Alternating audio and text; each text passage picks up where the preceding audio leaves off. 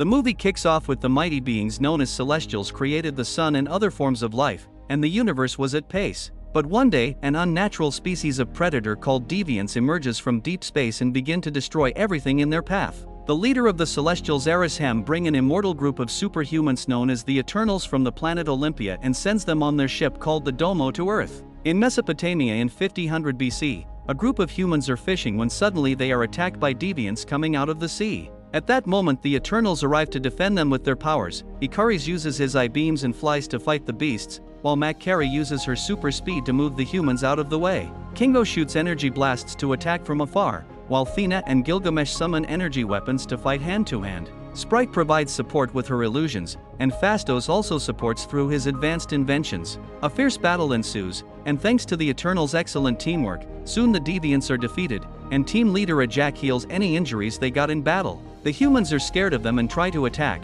but 𝐁𝐞𝐥 immediately uses his mind-controlling powers to calm them down. Then 𝐶𝐸 transforms a primitive knife into actual nice metal as proof they're here to help humanity. Years pass and in the present day, the Eternals live pretending to be normal among humans. In London, 𝐶𝐸 goes to class where she is supposed to be giving a lesson, and she finds her boyfriend Dane filling in for her. Suddenly the lecture is interrupted by a large earthquake, so 𝐶𝐸 makes her students go for cover under the tables and uses her power to stop some debris from crushing a student. In the nearby river, a dog witnesses a deviant come out of the river. In the evening, 𝐶𝐸 later celebrates Dane's birthday with a few friends. Sprite uses an illusion to look older and hide the fact she ages mentally but not physically. However, the illusion is broken if someone touches and she quickly gives up. Dane asks 𝐶𝐸 to move in with him, but she turns him down, and he begins wondering if she's hiding something because Sprite is always making odd comments. After the party, the trio walks home, but suddenly they are attacked by a huge deviant named Crow. 𝐶𝐸 uses her powers to capture it in the ground,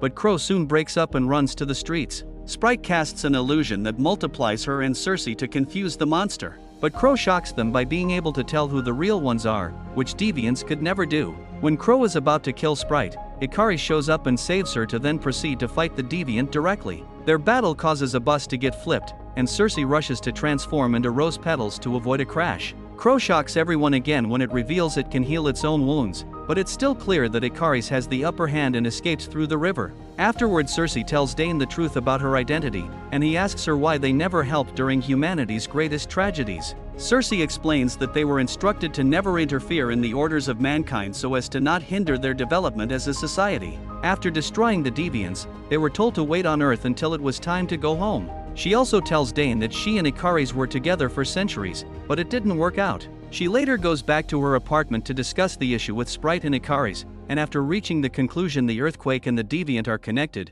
they agree that they need to get the team back together. This brings back memories of 575 BC in Babylon. Humanity is developing under the guidance of the Eternals, who fight the deviants whenever they try to attack. Every time they show up they're violent and ruthless, but the Eternals fight together in perfect sync to kill them quickly without much trouble. After one particular intense battle, 𝐂𝐽𝐴𝐻 uses her special power stone to form a link to speak with 𝐂𝐽𝐴𝐻. She expresses respect for his grand plan, but she doesn't like what it may mean for humans. 𝐂𝐽𝐴𝐻 tells her not to get attached to them and to follow through with the plan. Afterward, 𝐂𝐽𝐴𝐻 goes back to the lair where the Eternals are living among society openly. Phastos is developing a steam engine to provide for mankind, and Sprite uses her powers to entertain children with stories that come to life through her illusions. 𝐁𝐞𝐥 likes using his mind control to stop fights, but 𝐂𝐞𝐴𝐻 scolds him because they aren't supposed to interfere. Meanwhile, 𝐂𝐽𝐴𝐻 and 𝐶𝐸 spend time together and fall in love, admitting it to each other with the beauty of Earth as their witness. Years later they get married in the 𝐂𝐽𝐴 Empire.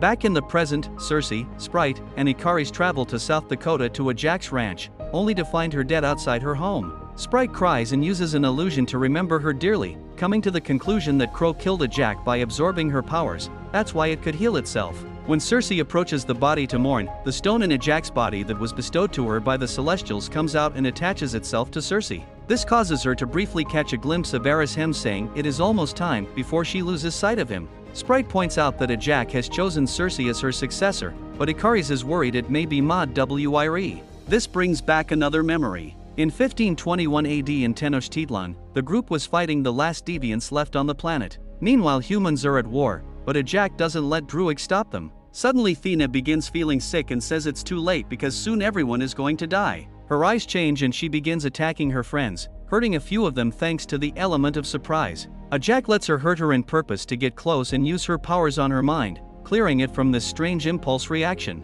Athena attacks her anyway, so Gilgamesh comes forward and fights her until he manages to knock her out. Later, when Athena wakes up without remembering what happened, it's revealed she suffers from mod-WIRE, a result of her ancient memories collapsing in on themselves and driving her insane. There's no cure for it. The only way to make her better would be to erase her mind completely for her to start over, which 𝐂𝐤𝐾 thinks it's the best solution for the sake of safety. The others don't want to lose the Athena they love, and Druig yells at 𝐂𝐤𝐾, questioning her leadership. He's tired of seeing humankind destroy each other without interfering, so suddenly uses his powers to stop the war, and he leaves to work on his own, announcing the only way to stop him would be killing him. Gilgamesh announces he can take care of Athena, so 𝐂𝐤𝐾 allows everyone to go and live among humans. The Deviants are already over, so now they can find their own purpose while waiting for the call from home.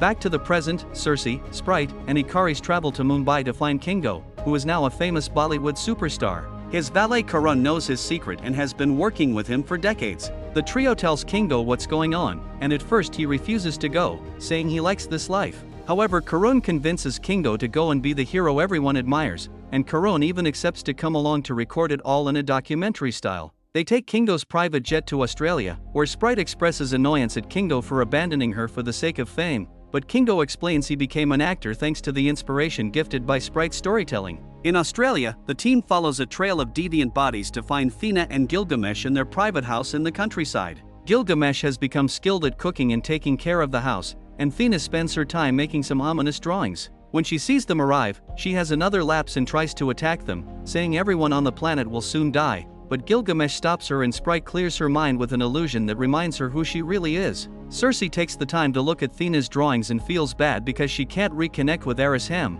but Gilgamesh gives her a pep talk and reminds her it's more important to listen. Circe sits down and relaxes, which finally activates the stone and makes her appear in front of 𝐂𝐼𝐬𝐽. He tells her that the emergence is happening, and he explains the true purpose of the Eternals. They were sent to bring forth the birth of the celestial Tiamat, as new celestials come about every few millennia, and they have done this process on other planets before Earth. They come about through intelligent life, which had been halted by the attack of the Deviants, but with the Eternals having gotten rid of them, 𝐂𝐼𝐬𝐽 says it is now time to wipe out all life on Earth to make way for Tiamat. Circe is horrified by the revelation, but 𝐂𝐼𝐬𝐽 defends it by saying this is just the cycle of creation for their life forms. He then explains that Olympia never existed and that she and the other Eternals are just creations from the world forge as artificial beings made for use by the Celestials. Circe cannot remember this because the Eternals have their memories reset after each emergence. To top it all off, 𝐂𝐼𝐬𝐽 created the Deviants to regulate the balance between predators and prey so intelligent life may prosper, but he lost control of the Deviants and they became predators themselves. This is why he made it so that Eternals could not evolve as they do. Afterward, Circe tells the team what she learned, and they realize Athena's illness is actually their old memories activating and telling them the truth. They are shocked and upset to learn they're artificial, but most of them resolve to find a way to save the people of Earth. They figure they must find Druig and see if he may use his power to overtake the mind of Tiamat. The Eternals travel to the Amazon next. Druig is staying in a village where he has been leading a group of people that live in absolute peace. He doesn't want to help the others in their mission, feeling betrayed over the fact his whole existence is a lie. In the evening, 𝐂𝐞𝐥 expresses his sympathy for Sprite because he knows that she's in love with 𝐂𝐼𝐬𝐽 but has not been able to act on it due to her childlike appearance. Sprite appreciates the sentiment until she notices Karun is recording and she breaks the camera. Circe calls Dane to check on him and 𝐂𝐼𝐬𝐽 watches with jealousy, causing Circe to ask him why he left her. When 𝐂𝐼𝐬𝐽 is about to explain himself, Crow suddenly shows up and takes him away. More deviants attack the village, so the Eternals immediately jump into action. Circe fortifies a building to hide the humans inside, then throws a bunch of trees on top of the deviants. Druig controls the humans as a unified army, but Circe immediately makes him stop and send the humans to safety. 𝐂𝐞𝐥 takes a moment to charge his beam and kills a deviant by blowing up its head. 𝐂𝐼𝐬𝐽 fights Crow, who pushes him against the ground to absorb his powers. However, Gilgamesh comes to fight him next, and while they're engaged in battle, Athena loses her mind again and attacks 𝐂𝐼𝐬𝐽. Gilgamesh notices and pushes away to come to Athena and comfort her, managing to calm her down. Then 𝐂𝐼𝐬𝐽 goes after a flying deviant and makes it land in the village, where he kills a bunch of them with his eye beams. One of them surprises him from behind and Circe comes to the rescue, surprising everyone by transforming the deviant into a tree, which she never was able to do before. Gilgamesh continues to fight Crow, but he's so distracted by keeping an eye on 𝐶𝐻 that 𝐂𝐞 kills him and absorbs his powers. Then 𝐂𝐞 changes form, looking more human-like and learning how to speak English. 𝐂𝐞 accuses the Eternals of being murderers, but when 𝐂𝐵𝐷 shows up to fight it, 𝐂𝐞 runs away. Then 𝐶𝐻 rushes to Gilgamesh's side, who dies in her arms after telling her to always remember. Later, they burn Gilgamesh's body and 𝐶𝐻 throws his ashes into the river. Finally understanding that controlling everyone would make him no better than a deviant, Druig agrees to join the mission, but his power isn't strong enough to control a celestial, so they'll need to find Phastos. Another memory shows 1945 in Hiroshima, just after the drop of the atomic bomb. Phastos stands in the aftermath of the bombing weeping to 𝐂𝐴𝐽𝐾 and feeling remorse for helping humans develop and advance in technology only to continue killing each other. It is here where he loses faith in humanity and decides to leave it behind. Back to the present, the team arrives in Chicago and is shocked to discover that Phastos lives with a husband and a son in a house in the suburbs. After hearing the story, Phastos explains his husband gave his faith in humanity back, but he isn't willing to abandon his family for the sake of a dangerous mission. However, his husband tells him to go through with it if it means that there will be a future for them and their son. Next, the Eternals travel to Iraq, where they use their powers to free the Domo from its underground hideout. 𝐂𝐞𝐥𝐾 has been living there all this time, only using her speed to get out for supplies. Phastos comes up with the idea of linking everyone's powers together through the Unimind, which will allow them to transfer their powers so that Druig may mind control Tiamat. Kingo has doubts about this whole deal, and he and Sprite say they'd rather follow 𝐂𝐴𝐽𝐾's lead, who clearly has doubts as well. However, 𝐂𝐴𝐽𝐾 tells his friend that he is not who Kingo thinks he is. Then 𝐂𝐴𝐽𝐾 revisits another memory. 6 days earlier, 𝐂𝐴𝐽𝐾's visiting 𝐂𝐴𝐽𝐾 to tell him the time for the emergence is finally coming, revealing 𝐂𝐴𝐽𝐾 has always known the truth. After living with humans all this time, 𝐂𝐴𝐽𝐾 thinks they shouldn't go through with the mission because humanity and Earth are beautiful, so they deserve better. 𝐂𝐴𝐽𝐾 tells 𝐂𝐴𝐽𝐾 he has something to show her first and brings her to Alaska. At a frozen lake, a bunch of deviants have reappeared, and 𝐂𝐴𝐽𝐾 explains they were frozen for centuries before the glacier began to melt because Earth's core got hotter thanks to the incoming emergence. Then 𝐂𝐴𝐽𝐾 announces he's still loyal to 𝐂𝐴𝐽𝐾 and pushes 𝐂𝐴𝐽𝐾 to the lake, where 𝐂𝐴𝐽𝐾 quickly catches her and absorbs her powers. Afterward, 𝐂𝐴𝐽𝐾 takes 𝐴𝐽𝐾 to the farmhouse, where he leaves the body for Cersei to find later. In his grief, he can't help shooting beams that start a fire. Back to the present, 𝐂𝐴𝐽𝐾 tells Cersei that he still loves her, and Cersei holds his hand in comfort without saying it back. Moments later, she feels the stone activating inside her, meaning the emergence is about to start. Phastos sends 𝐂𝐽𝐾 to locate the source of the emergence, and with her super speed she goes all over Earth to find the right spot to be an active volcano in the Indian Ocean. Suddenly 𝐂𝐴𝐽𝐾 puts on his armor and announces he wishes 𝐂𝐴𝐽𝐾 didn't choose Cersei. He attacks the main room and reveals he's known everything since they left Babylon, and the team realizes it was 𝐂𝐴𝐽𝐾 who killed 𝐂𝐴𝐽𝐾. When 𝐂𝐴𝐾 comes back with the intel, 𝐂𝐴𝐽𝐾 tries to attack her, and Kingo takes the hit for her. No seeing 𝐂𝐴𝐽𝐾 as his leader anymore, Kingo wants to attack him back, but at that moment Sprite announces she's on his side and creates an illusion that allows them to escape. Afterward, Kingo announces he's leaving with Karun because he doesn't think saving Earth is a good idea, since Celestials being born means new planets being created as well. The team needs a new plan to make up for the missing members, and Druig points out Cersei was able to transform a deviant into a tree. However, Cersei still has doubts because she doesn't understand why she was chosen by 𝐂𝐴𝐽𝐾,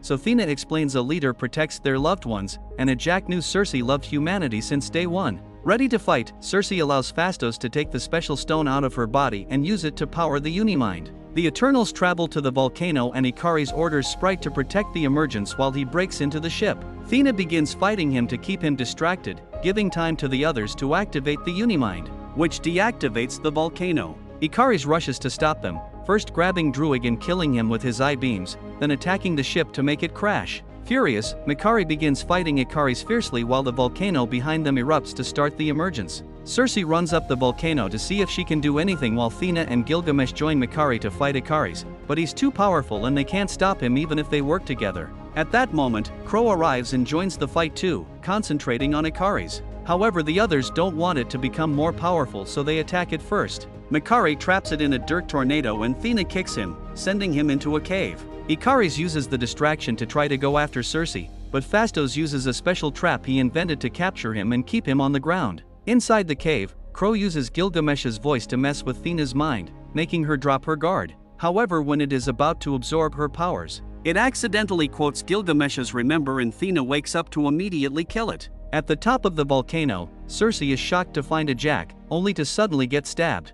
𝐂𝐤𝐞 had been an illusion made by Sprite, who has always been jealous of Cersei for getting to live an adult life. She prepares her powers to accelerate the emergence, but at that moment Druig shows up and knocks her out. Suddenly the ground starts to shake and the sea goes mad as Tiamat emerges from the volcano. Cersei stands on top of him and tries to use her powers to stop him, but at that moment Ikaris frees himself from Phastos' trap and goes after her. However, seeing the woman he overwhelms with memories and he can't bring himself to kill her. Cersei uses the chance to activate the Unimind and this allows her to amplify her powers to transform Tiamat into nothing but a giant rock statue. Realizing his mistake, Ikaris apologizes in tears and flies to space, where the sun burns him down to match the legend of his name. Sprite is devastated to see him gone, but Cersei still has some power from the Unimind left, thus she uses it to take away Sprite's immortality so that she may live a normal human life. Once their mission is over, the Eternals split up once again.